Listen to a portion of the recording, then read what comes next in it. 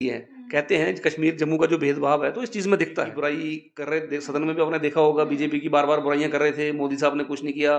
370 हटने के बाद में कौन सा यहाँ इनकलाब आ गया, और आज अपने बजट में देखा होगा तो सारी स्कीमें उनकी। चीज़ ये भी है ना, बीजेपी जहाँ एक और कहती है कि लोगों को अब 370 की ज़रूरत नहीं है या स्टेटहुड लोगों को वापस नहीं चाहिए। वहीं पर अभी देखें आप, एनसी ने तो चुनावों में इसी पर वोट लिए हैं, लोगों ने इसी चीज़ को लेकर वोट दिया। उनको तो पहला मुद्दा ये था कि हम स्टेटहुड को वापस लाएंगे, और लोगों ने इसी मुद्दे को देखकर एनसी को वोट दिए हैं। बट बीजेपी इस चीज़ को डिनाई करती है। बीजेपी कहती है कि लोगों मिलनी को ही है वो चाहिए। तो, लेकिन सही समय पे देने की बात उन्होंने कही है। हालात जम्मू कश्मीर के आप जानते अब ही आपकी सरकारें कह रही हैं कि हालात सामान्य थे तभी चुनाव हुए हैं। अब जब स्टेट वापस देने की बात आती है तो बीजेपी कहती है हालात सामान्य नहीं है। तो ये कुछ दोहरी चाल नहीं नहीं देख नहीं। रहे हैं आप, और मैं हूं आपके साथ मुस्कान आजादा। खास बातचीत में हमारे साथ बसोली से एमएलए दर्शन कुमार जी मौजूद हैं। इनसे इनकी कॉन्स्टिट्यूंसी के बारे में बात करेंगे, ज्यादा उनके बारे में जानने की कोशिश करेंगे, और फिलहाल की सूरत हाल पर भी गौर डालने की कोशिश करेंगे। खास गेस्ट हमारे साथ आज मौजूद हैं। सर, बहुत बहुत स्वागत है आपका। धन्यवाद जी, नमस्कार।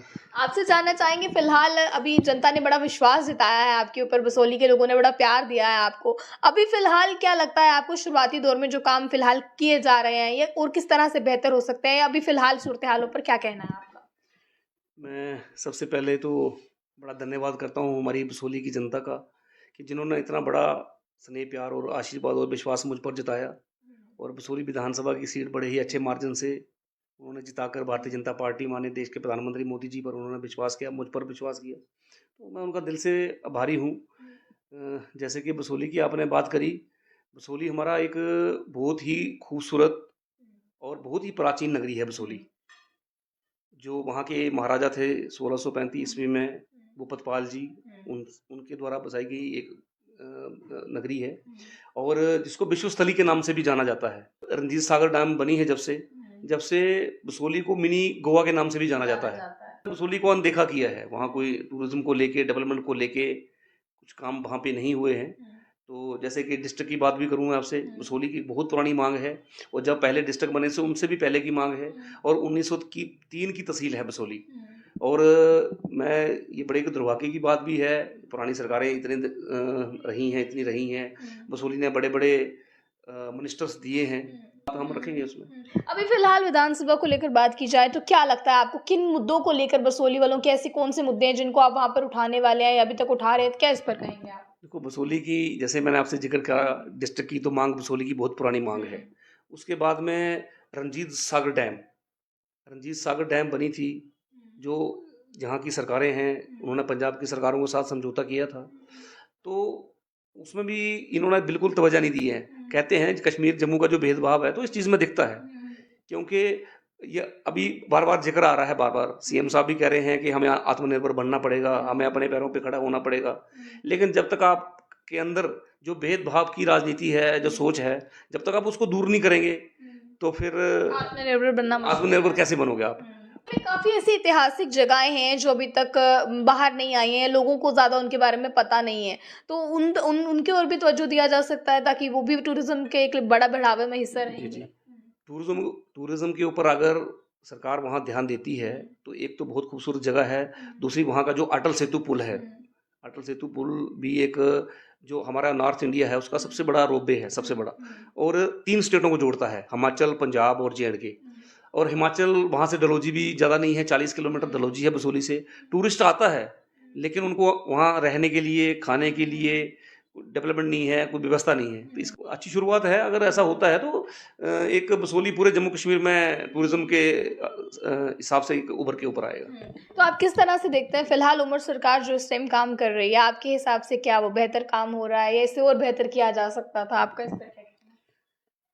वो तो अब काम करेंगे तो पता पड़ेगा। हम भी नए हैं, अभी नई नई सरकार बनी है, 7 साल के बाद में, जब से 370 धारा हटी है, जब से जो हमारा पहले बीजेपी और पीडीपी का जो अलायंस था, उसके बाद फर्स्ट टाइम सरकार बनी है।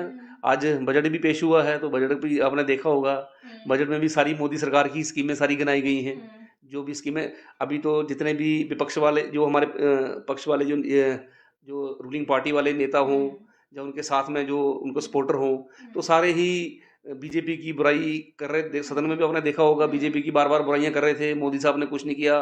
370 हटने के बाद में कौन सा यहाँ इनकलाब आ गया, और आज अपने बजट में देखा होगा तो सारी स्कीमें उनकी गिना रहे थे, भले वो PMAY मकान की बात हो, PMGSY में सड़कों की बात हो, 5 लाख का आयुष्मान कार्ड के तहत वो एक चीज ये भी है ना, बीजेपी जहाँ एक और कहती है कि लोगों को अब 370 की जरूरत नहीं है या स्टेटहुड लोगों को वापस नहीं चाहिए, वहीं पर अभी देखें आप एनसी ने तो चुनावों में इसी पर वोट लिए हैं, लोगों ने इसी चीज को लेकर वोट दिया। उनको तो पहला मुद्दा ये था कि हम स्टेटहुड को वापस लाएंगे और लोगों ने इसी मुद्दे को देखकर एनसी को वोट दिए हैं। बट बीजेपी इस चीज को डिनाई करती है, बीजेपी कहती है कि लोगों को चाहिए ही नहीं है। तो आप किस तरह से देखते हैं इस पार्टी? स्टेटहुड के लिए बीजेपी ने कभी कुछ नहीं कहा है। देखो, बीजेपी जो एक पार्टी है, ये एक विचारधारा है।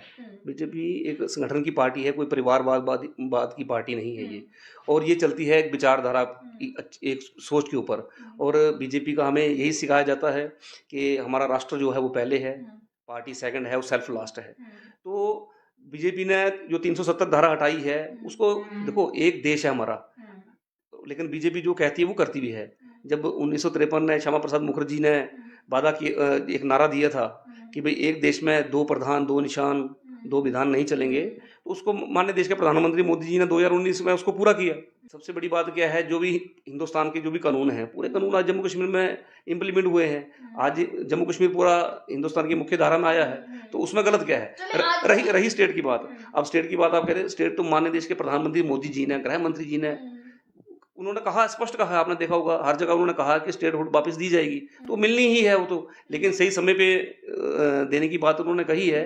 हालात जम्मू कश्मीर के आप जानते ही हो। बट अब आपकी सरकारें कह रही हैं कि हालात सामान्य थे तभी चुनाव हुए हैं। अब जब स्टेट वापस देने की बात आती है तो बीजेपी कहती है हालात सामान्य नहीं है। तो ये कुछ दोहरी चाल। नहीं, स्टेट मिलेगी ना। स्टेट तो माननीय देश के प्रधानमंत्री मोदी जी कह रहे हैं कि स्टेट हम देंगे, तो स्टेट तो मिलनी है। मोदी जी जो कहते हैं वो करते हैं, देंगे, तो स्टेट तो मिलनी है, कोई दिक्कत नहीं है। बजट भाषण की बात कर लेते हैं। इस दौरान उमर सरकार ने बताया है कि जैसे 10 किलो राशन फ्री दिया जाएगा, AAY जो बेनिफिशियरीज होंगे उनको दिया जाएगा जो इसमें बिलोंग करते हैं। तो कहीं अब मध्य वर्ग के लोगों की बात हो गई, गरीब लोगों की बात हो गई, बट जो मिडिल क्लास लोग हैं उन्हें भी कुछ उम्मीद थी कि उन्हें भी कुछ दिया जाए। जैसे 200 यूनिट बिजली फ्री की बात करें, वो AAY वालों को मिल रही है, तो कहीं ना कहीं मिडिल क्लास को भी था कि शायद हमारे लिए भी कुछ हो। तो उसके लिए आपका क्या कहना है? इसमें गरीबों की भी बात भी नहीं हुई। एक्चुअली क्या है, उन्होंने होता ना कि वो डोगरी का होता है अपना पेट छुड़ाना, अपनी वो एक पीछा छुड़ाने वाली उन्होंने बात करी कि कोई बात अपना पल्ला झड़कने अपना पल्ला झड़कने वाली बात है। तो उन्होंने तोड़ मोड़ के घुमा फिर के ये बात करी है। देखो क्या था, जैसे इन्होंने जब इलेक्शन में वादा किया था कि 12 सिलेंडर देंगे, 10 केजी राशन देंगे, पेंशन देंगे, सारी बातें कही उन्होंने, बिजली फ्री देंगे 200 यूनिट, तो ऐसा तो उन्होंने अंत्योदय वाली बात उस समय करी नहीं थी इन्होंने। लेकिन अब इन्होंने क्या है, अब बार बार मीडिया के द्वारा, लीडर ऑफ अपोजिशन जो हमारी पार्टी के द्वारा बार बार सवाल उठाए जा रहे थे, तो उन्होंने पल्ला झटकने के लिए क्या कह दिया कि हम जो है ये अंत्योदय वाले जो हैं उनको हम बिजली फिर 200 यूनिट फ्री देंगे।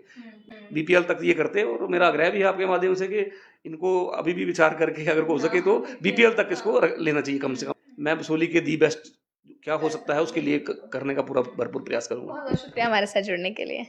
तो चलें, अभी फिलहाल हमारे साथ आज खास बातचीत के लिए दर्शन कुमार जी थे, जो कि भारतीय जनता पार्टी से ताल्लुकात रखते हैं और बसोली से MLA भी जीते हैं। तो अभी फिलहाल लोगों ने इन पर क्या कुछ विश्वास जताया है या विधानसभा में क्या कुछ ये बातें अपने एरिया के लोगों की रखने वाले हैं या रख चुके हैं, तो ये तमाम चीज़ों पर हमने गौर डाला है। आप लोगों के अगर कोई प्रश्न हो तो आप लोग भी ज़रूर अपने प्रश्न हम कमेंट बॉक्स में रख सकते हैं। हम अगले लाइव सेशन में ज़रूर वो क्वेश्चन पूछने की कोशिश करेंगे। तब तक के लिए ज़्यादा जानकारियों के लिए आप लोग देखते रहें हमारे टाइम्स। मुझे कैमरा पर्सन गुलशन को दीजिए इजाज़त। जय हिंद।